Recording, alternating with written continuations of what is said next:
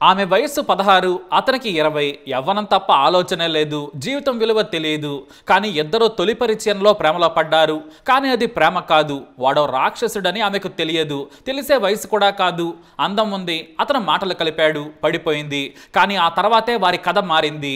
Eluru RS stadium ప్రాంతంలో ఉండే అబ్దుల్ మజీద్కు 2 భార్యలు.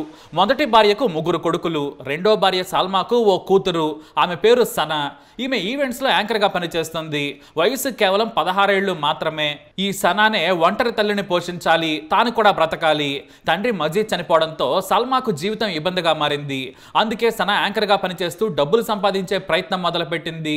ఈ విషయంలో సక్సెస్ కూడా అయిందనే చెప్పొచ్చు.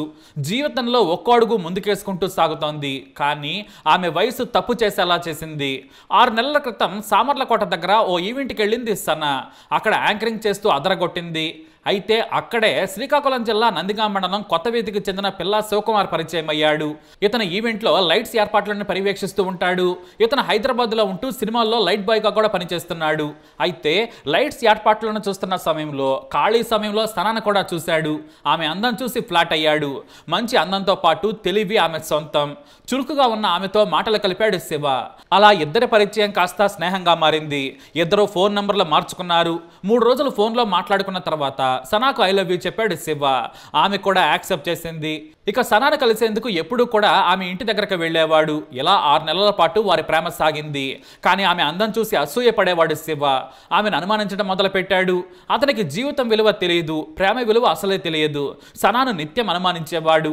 ఆమె ఫోన్ బిజీగా వచ్చిందంటే చాలు, ఎవరితో మాట్లాడుతున్నావని అడిగేవాడు. సనా కోప్పడేది. ఇక ఈవెంట్స్కి వెళ్ళినా కూడా ఆమెతో తోడుగా ఉండేందుకు ఇష్టపడేవాడు. చిన్న వయసులోని పనికి మాలిన ప్రేమ వారిద్దరి మనసులు కూడా కలపలేదు. శివ ఆమెను తన సొంతం అనుకున్నాడు. అయితే 4 నెలల క్రితం సనా తన తల్లి సల్మాతో కలిసి రాజమహేంద్రవరం వచ్చింది. ఇక మజీద్ మొదటి భార్య చిన్న కొడుకు ఉమర్ వారింట్లోనే ఉండేవాడు. ఇక సనా తల్లి లేని సమయంలో శివ ఆమె ఇంటికి వచ్చి వెళ్లేవాడు. ఆమెను కలిసేందుకు ప్రత్యేకంగా హైదరాబాద్ నుంచి రాజమహేంద్రవరం వచ్చేవాడు. తల్లి లేకపోవడంతో వారిద్దరూ ఇంట్లోనే గడిపేవారు. అయితే నువ్వు ఎవరితోనో ఫోన్లో మాట్లాడుతున్నావని సనాతో గొడవ పెట్టుకున్నాడు. ఆమె మాత్రం అలాంటిదేం లేదని చెప్పింది. అయితే మళ్ళీ మార్చి 22వ తేదీన వారింటికి వచ్చాడు. అతను వచ్చే సమయానికి ఫోన్లో చాట్ చేస్తూ కనిపించింది సనా. దీంతో ఇద్దరి మధ్య గొడవ జరిగింది. తల్లి కూడా అక్కడే ఉండి వారించింది. అయినా కూడా ఇద్దరిని బూతులు తిట్టాడు శివ. అయితే అప్పుడే ఈ గొడవ గురించి తెలుసుకున్న ముజీ మొదటి భార్య కొడుకులు అక్కడికి వచ్చి గొడవ వద్దని వారించారు. శివని అక్కడి నుంచి పంపించేశారు. కానీ శివ మాత్రం తన ప్రియురాలని బాగా అనుమానించాడు. ఆమె తల్లిపై కూడా కోపం పెంచుకున్నాడు. తన కూతురు జోలికి రావద్దని సల్మా హెచ్చరించింది. మరోసారి గొడవ చేస్తే ఊరుకొనని బెదిరించారామె. దీంతో శివ సైకోలా మారిపోయాడు. నాకు నచ్చని సనా ఎవరికి దక్కొద్దనుకున్నాడు. 20 ఏళ్లకే హంతకుడిలా మారిపోయాడు. పదునైన కత్తిని వెంట తెచ్చుకున్నాడు నీచుడు. ఉదయాన్నే వారింటికి వెళ్లి ఓ గదిలో ఉన్న సనాతో మాట్లాడతానని చెప్పి ఆమెను కత్తితో పొడిచి చంపేశాడు. ఆ తర్వాత ఆమె తల్లి రావడంతో ఆమెను పట్టుకొని గొంతు కోసి హత్య చేశాడు. కొన ఊపిరితో ఉన్న సనను సైతం మళ్లీ గొంతు కోసి హత్య చేశాడు. ఆ తర్వాత ఇంటికి తాళం వేసి పరారయ్యాడు. అయితే ఆదివారం మధ్యాహ్నం 1 గంట సమయంలో ఇంటికి మటన్ కర్రీ తీసుకొని ఉమర్ వచ్చాడు. ఇంటికి తాళం వేసింది. నాకు చెప్పకుండా మా పిన్ని ఎక్కడికి వెళ్ళదు కదా అనుకున్నాడు. అయితే ఇంటి కిటికీలు తీసున్నాయి. దీంతో కిటికీల నుంచి లోపలికి చూడగా రక్తపడుగులో పడి ఉన్న సల్మా సనాలు కనిపించారు. భయంతో వెంటనే తన సోదరుడికి కాల్ చేసి చెప్పాడు. డైల్ 100కు కాల్ చేయమని సోదరుడు చెప్పాడు. దీంతో పోలీసులకు సమాచారం ఇచ్చాడు ఉమర్. పోలీసులు తలుపులు బద్దలు కొట్టి చూడగా అప్పటికే సల్మా సనలు దారుణ హత్యకు గురై ఉన్నారు.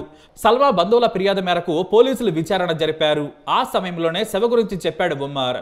దీంతో అతన్ని పట్టుకునేందుకు ప్రత్యేక టీములు రంగంలోకి దిగాయి. కొవ్వూరు ప్రాంతంలో ఉన్నట్లుగా లొకేషన్ చూపించడంతో సిగ్నల్ ను ట్రాక్ చేశారు. రూరల్ ఎస్ఐ తన బృందంతో వెళ్లి పారిపోతున్న నిందితుడిని అరెస్ట్ చేశారు. అలా ఒక పరిచయం సనా జీవితాన్ని నాశనం చేసింది. ఆమెతో పాటు తల్లి కూడా హత్యకు గురైంది. తెలిసి తెలియని వయసులోని ప్రేమల్లో ప్రేమ ఉండదు, కేవలం ఆకర్షణ మాత్రమే. 20 ఏళ్లకే హంతకుడిగా మారాడంటే అతని సైకో బుద్ధిని అర్థం చేసుకోవచ్చు. మరి వీడిని ఏం చేయాలి? మీ అభిప్రాయాన్ని కమెంట్ ద్వారా తెలియజేయండి. ఈ వీడియో అప్డేట్స్ కోసం మై ఛానల్ ఫాలో అవ్వండి. అలాగే తప్పకుండా సబ్స్క్రైబ్ చేసుకోండి.